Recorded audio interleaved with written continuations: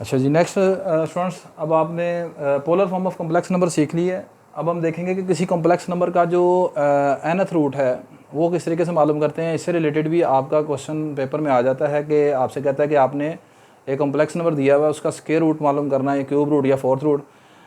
या ऐसे भी कह सकता है कि आपके पास किसी कॉम्प्लेक्स नंबर दिया हुआ है तो उसके 3 क्यूब रूट्स आप मालूम करें, ठीक है, 4 रूट मालूम करें, इस तरह भी आपको दिया जा सकता है। तो पहले यहाँ पर मैं फार्मूला यहाँ पर आपको बता देता हूँ कि फार्मूला जो यहाँ पर इस्तेमाल होगा वो ये है।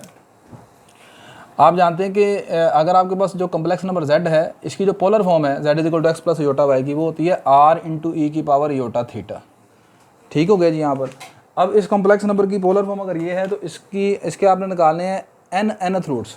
ये nth रूट आपने निकालने हैं तो उसका फार्मूला यहाँ पर इस्तेमाल होगा z के इज इक्वल टू r की पावर 1/n ई की power iota theta plus 2k पाई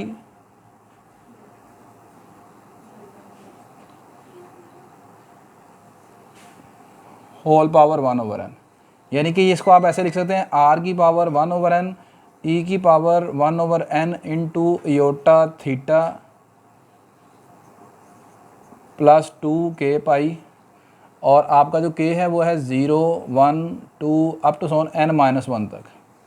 ये आपके पास किसी कॉम्प्लेक्स नंबर के nth रूट्स निकालने का फार्मूला यहाँ पर होगा। अब इस फार्मूले को अगर आपने याद करना है तो वो सिंपल, मैं ये आपको यहाँ पर ट्रिक यहाँ पर मैं शेयर करता हूँ आपसे, किस तरीके से आप सिंपल इसको याद कर लेते हैं। देखें, अगर आपके पास ये कॉम्प्लेक्स नंबर है, इसका अगर आपने nth रूट निकालना है तो nth रूट निकालने का आसान जो तरीकाकार आपके पास होता है वो आप क्या करते हैं, nth रूट का मतलब है कि आपने इसकी z की पावर 1/n ले ली है, तो वो क्या आ जाएगी r की पावर 1/n इंटू ई की पावर योटा थीटा, और उसकी पावर आ गई आपके पास 1/n। ऐसे ही करते हैं ना जी, किसी कॉम्प्लेक्स नंबर का जब आपने nth रूट निकालना है तो सिंपल आप पावर 1/n ले लेते हैं, ऐसे ही है। अच्छा, अब यहाँ पर देखें, आप जानते हैं यहाँ पर ई की पावर योटा थीटा जो है वो किसके इक्वल होता है, cos theta plus iota sine theta के इक्वल होता है। और आप ये भी जानते हैं कि कॉस फंक्शन या साइन फंक्शन का जो जर्नल पीरियड होता है वो होता है 2n पाई। तो जर्नल पीरियड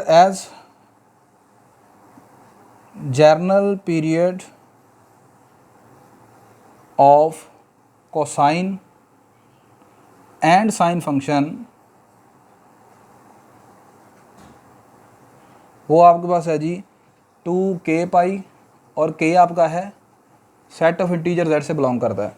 तो इसका मतलब ये है कि आप अगर थीटा को, आप जानते हैं जर्नल पीरियड का क्या मतलब है, आप इसमें थीटा के साथ 2k पाई प्लस कर दें तो उस पर कोई फ़र्क नहीं पड़ेगा।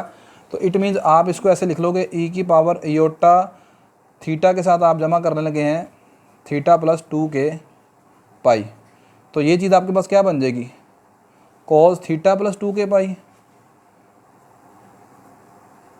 Plus iota sine theta plus 2k pi, और k आपका बता दिया। अच्छा, तो इट मीन्स ये हो गया कि आप यहाँ पर इसकी जगह ये लिख दें सारा, ठीक है। तो आपके पास जो इसके nth रूट का फार्मूला बन जाएगा सिंपल, r की पावर 1/n ई की power iota theta plus 2k pi, और ये बाहर 1/n। अच्छा, यहाँ पर भी आपका योटा जो है वो यहाँ पर आएगा, ठीक है। ये चीज़ क्लियर होगी बात ये। तो ये सिंपल मतलब आप जब nth रूट निकालते हैं तो उसमें मैंने क्या किया, थीटा को जस्ट रिप्लेस कर दिया थीटा प्लस 2k पाई से, तो ये सारी चीज़ आपके पास इस तरह बन जाएगी। अच्छा, लेकिन चूँकि यहाँ पर ZK का क्या मकसद है, ZK का मकसद ये है कि आपको कहता है कि आपने इसके 2 स्क्वायर रूट मालूम करने हैं, 3 क्यूब रूट्स मालूम करने हैं, 4 फोर्थ रूट मालूम करने हैं, तो इसलिए यहाँ पर k की वेरिएशन होगी यहाँ पर, ठीक है। अगर आप खाली इस तरह लिखते हैं तो ये आपके पास सिर्फ उसका nth रूट, एक nth रूट। अब नेक्स्ट यहाँ पर देखें, मैं इस टॉपिक को जो nth root of complex number है इसको मैं एक एग्जांपल से समझाने की आपको कोशिश करता हूँ। ये क्वेश्चन आपका पास्ट पेपर में आया हुआ है, इंपॉर्टेंट क्वेश्चन है। क्वेश्चन इस तरह है, कहता है कि जी आपने अंडर रूट योटा जो है इसका आंसर बताना है। तो अंडर रूट योटा का आंसर आपके पास पहली ऑप्शन में है 1 minus iota over under 2, 1 plus iota over under 2, iota minus 1 over 2, और both B and C. Method number 1 ये है कि वो जो आपकी स्क्वायर रूट की डेफिनेशन है, अगर मैं कहता हूँ कि एक्स स्क्वायर का अंडर रूट जो है वो प्लस माइनस एक्स के बराबर है, अगर ये बात ठीक है तो फिर आप जानते हैं इसका स्केयर लेकर अंदर वाला नंबर एक्स स्केयर बनना चाहिए यहाँ पर। तो माइनस एक्स का स्केयर लें तो एक्स स्केयर बन गया, प्लस एक्स का स्केयर लें तो एक्स स्केयर बन गया। तो इसका मतलब ये है कि प्लस माइनस एक्स जो है वो एक्स स्केयर का अंडर रूट है। तो अगर ये ऑप्शन ए ठीक है तो आप इसका स्केयर करेंगे तो योटा आना चाहिए आपके पास। तो मैंने 1 minus iota over under root 2 का स्केयर कर लिया। ये स्केयर ओपन कर दें, ए का स्केयर बी का square minus 2 A B, iota square -1 के बराबर आ गया, 1 1 से कट गया, -2 योटा ओवर 2, आंसर आ गया माइनस योटा। इसका मतलब आपकी जो यहाँ पर आना चाहिए था योटा, लेकिन क्या आया माइनस योटा। ऑप्शन ए इसका मतलब ठीक नहीं है आपकी। अब आपने चेक करना है कि बी और सी दोनों ठीक हैं या बी या सिर्फ सी ठीक है। तो सेम इसी तरह ही होगा, आप इसका स्केयर करके देखें बी का 1 plus iota over under root 2, इसका स्केयर कर लें अब आप। तो ये आ जाएगा 1 का स्केयर योटा का square plus 2 iota over under root 2 का स्केयर, नीचे 2 आ गया। ये आ गया 1 minus iota 1 plus 2 iota over 2 that is equal to iota. इसका मतलब ऑप्शन बी ठीक है। अब आप ऑप्शन सी को भी जरा चेक करके देख लें। ऑप्शन सी आपके पास है जी योटा -1 ओवर अंडर रूट 2। इसका भी अगर आप स्केयर कर लें तो ऊपर आ जाएगा योटा का स्केयर प्लस 1 का square -2 iota over under root 2। Iota का स्केयर आ गया -1, 1 का स्केयर आ गया +1, -2 योटा ओवर ये नीचे आपका बनता है स्केयर 2 बन गया। तो ये आपके पास आ जाएगा जी -2 iota over 2 that is equal to minus iota. तो आपके पास यहाँ पर सिर्फ एक ऑप्शन ठीक नज़र आती है, जो कि ऑप्शन आपकी क्या बनती है जी बी। तो ऑप्शन बी ठीक है। इसका स्केयर करने से देखें ये चीज़ आपके पास बनती है यहाँ पर, ठीक है। और ये इसका कहलाता है यहाँ पर प्रिंसिपल स्केयर रूट। अब आप करते हैं अगर इसको बाय यूजिंग फार्मूले से, तो फिर देखें कैसे करेंगे आप यहाँ पर। अच्छा, नेक्स्ट अब आप देखें इसी क्वेश्चन को अगर हम ये वाले फार्मूले से सॉल्व करते हैं तो यहाँ पर ये कैसे सॉल्व होगा। सबसे पहले इस फार्मूले में आपको आर चाहिए और इसका थीटा चाहिए, ठीक है। आप जानते हैं यहाँ पर कि आपका जो कॉम्प्लेक्स नंबर है, लेट कर लें इस कॉम्प्लेक्स नंबर को आप योटा का नाम देते हैं। अब आप इसको लिख सकते हैं इस तरह 0,1। अब ये आपका योटा जो है ये आपके पास आ जाएगा यहाँ पर वाई एक्सिस के ऊपर। तो वाई एक्सिस के ऊपर इसका जो एंगल थीटा बनता है वो नज़र आ रहा है π/2 के इक्वल है, वाई एक्सिस के ऊपर है, ठीक है। और आर जो है यहाँ पर इसका जो आर है वो आप जानते हैं यहाँ पर 1 के इक्वल आ जाएगा, रियल का स्केयर प्लस इमेजिनरी पार्ट का स्केयर। और थीटा यहाँ पर π/2 के इक्वल आ जाएगा, वाई एक्सिस के ऊपर लाई करता है। तो अब यहाँ पर ये तमाम चीज़ें आप इस फार्मूले में अगर आप पुट कर दें यहाँ पर z के इक्वल टू r की पावर 1/n, यानी 1 की पावर 1/2 e की पावर योटा थीटा। थीटा आपका कितना निकला है π/2 प्लस 2k पाई, और ये बाहर आ गई पावर 1/n। 1/n से मुराद है यहाँ पर स्केयर रूट हम मालूम कर रहे हैं, पावर 1/2 आएगी यहाँ पर, ठीक है। अच्छा, और k आपका यहाँ पर क्या होगा 0 और 1, क्योंकि स्केयर रूट है तो k चलता है यहाँ पर आपका 0 से लेकर n-1 तक। तो यहाँ पर पावर 1/2 है तो 0 और 1 आएगा यहाँ पर, ठीक है जी। अब यहाँ पर 1 की पावर 1/2 ये ख़त्म होगी। अब आप सबसे पहले निकालें z0, इसका जो पहला रूट निकलता है। k की जगह 0 यहाँ पर पुट कर दें। अब आप यहाँ पर अगर आप k की जगह 0 पुट कर दें तो आपके पास ये सारा फैक्टर ख़त्म हो जाएगा। ये रह जाएगी चीज़ इस तरह e की पावर योटा π/2 और बाहर पावर कितनी है 1/2। ये आ गया e की पावर योटा π/4। e की पावर योटा π/4 आप लिख सकते हैं इस तरह cos π/4 प्लस योटा साइन π/4। अब cos π/4 कितना होता है 1/√2 और साइन π/4 कितना होता है वो भी √2 है। तो आपके पास इसका पहला रूट निकलता है 1 प्लस योटा ओवर √2, जो कि आपकी ऑप्शन बी ठीक थी। अब आप यहाँ पर ऐसे करें k की जगह 1 पुट कर दें,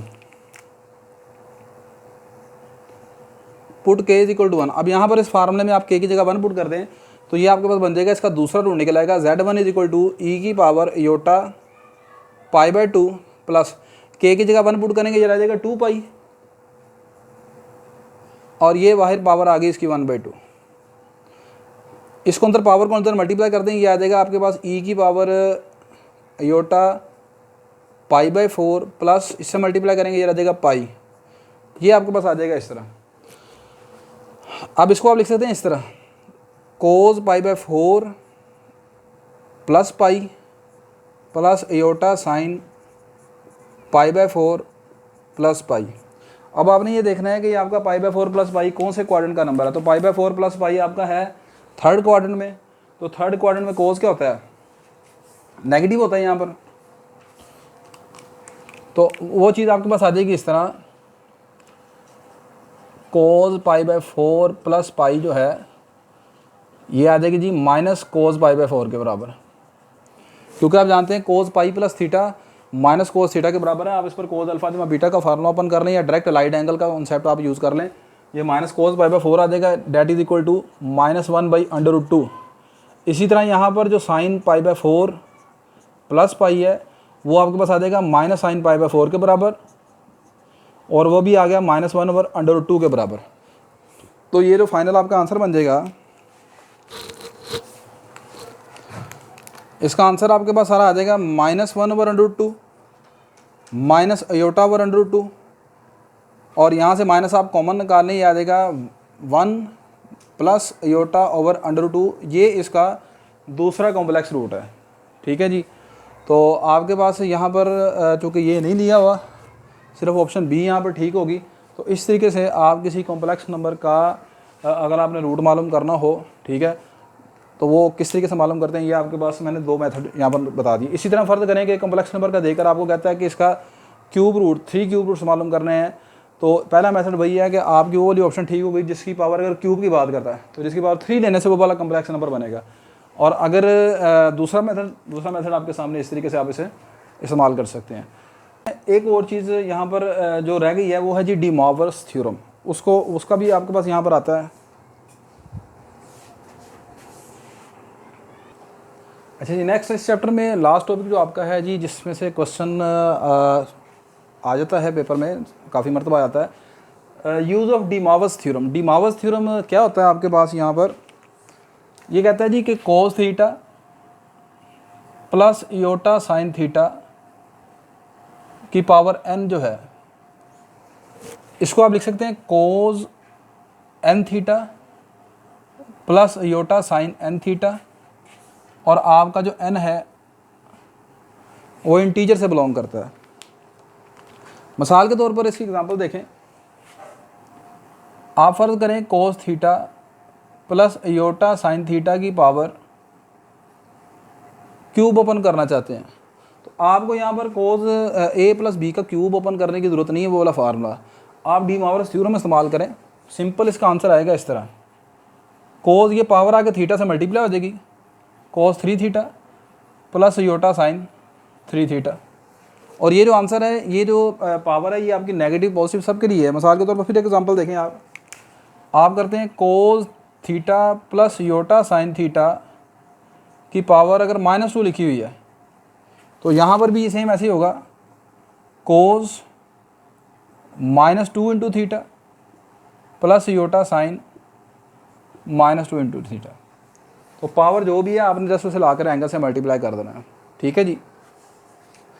अच्छा, उसके बाद यहाँ पर जो मैंने अभी सिज के मतलब आपको बताया, उससे रिलेटेड चंद एक प्रॉपर्टीज़ आपने याद रखनी है, प्रॉपर्टीज ऑफ सिज।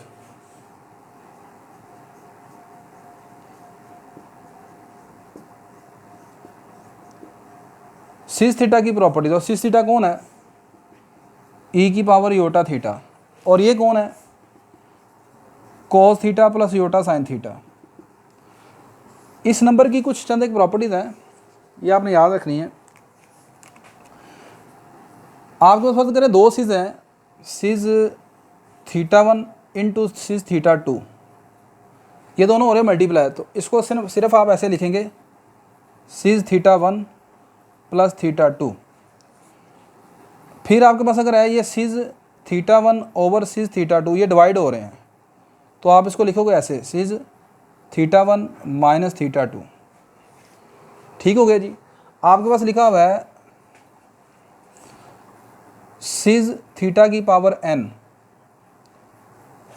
तो आप इसको लिखेंगे ऐसे, सिज n थीटा। ठीक है जी। ये प्रॉपर्टी से रिलेटेड आपका क्वेश्चन पेपर में पूछ लेता है। मिसाल के तौर पर आपसे क्वेश्चन में कहता है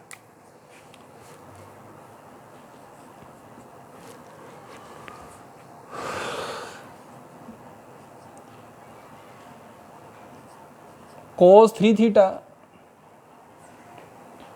माइनस योटा साइन 3 थीटा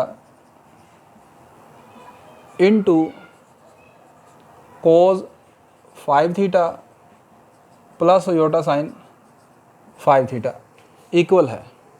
फ़र्ज करेंगे आपने इसका आंसर निकालना है, तो सबसे पहले आप इसको ज़रा सिज की फॉर्म में कन्वर्ट करें, फिर देखते हैं क्या आंसर आता है। सिज की फॉर्म में कन्वर्ट करने के लिए देखें यहाँ पर आपके पास होना चाहिए प्लस पहले, ठीक है। तो मैं यहाँ पर ऐसे करता हूँ, यहाँ पर here cos 3 theta minus iota sine 3 theta, इसको आप लिख सकते हैं ऐसे cos of minus 3 theta plus iota sine minus 3 theta. Cos के एंगल में माइनस लिखने से उस पर कोई फ़र्क नहीं पड़ता, यहाँ पर प्लस लिखकर इसको मैं माइनस को अंदर ले गया यहाँ पर, ठीक है जी। This can be written as cis minus 3 theta, और ये जो आपके पास है and cos 5 theta plus iota sine 5 theta, this can be written as cis 5 theta. तो आपका जो क्वेश्चन है सारा, क्वेश्चन आपका बन गया कुछ इस तरीके से, सिज, इसकी जगह आप क्या लिख देंगे माइनस 3 थीटा इंटू इसकी जगह क्या लिख देंगे सिज 5 थीटा। अब दोनों एंगल को क्या करना है आपने इसके मुताबिक जस्ट ऐड करना है, ठीक है। तो ये आपके पास आ जाएगा cis minus 3 theta plus 5 theta which is equal to cis 2 theta which is equal to cos 2 theta plus iota sine 2 theta. तो ये आपके पास लास्ट टॉपिक था इसका। इंशाल्लाह नेक्स्ट लेक्चर में इस चैप्टर पर मैं लास्ट लेक्चर एक डिलीवर करूँगा, जिसमें मैं आपके इस चैप्टर से रिलेटेड जितने पास्ट पेपर के क्वेश्चंस हैं उनको डिस्कस करूँगा। तो आज के लेक्चर में इतना ही, मुझे इजाज़त दीजिए। अल्लाह हाफ़िज़ जी।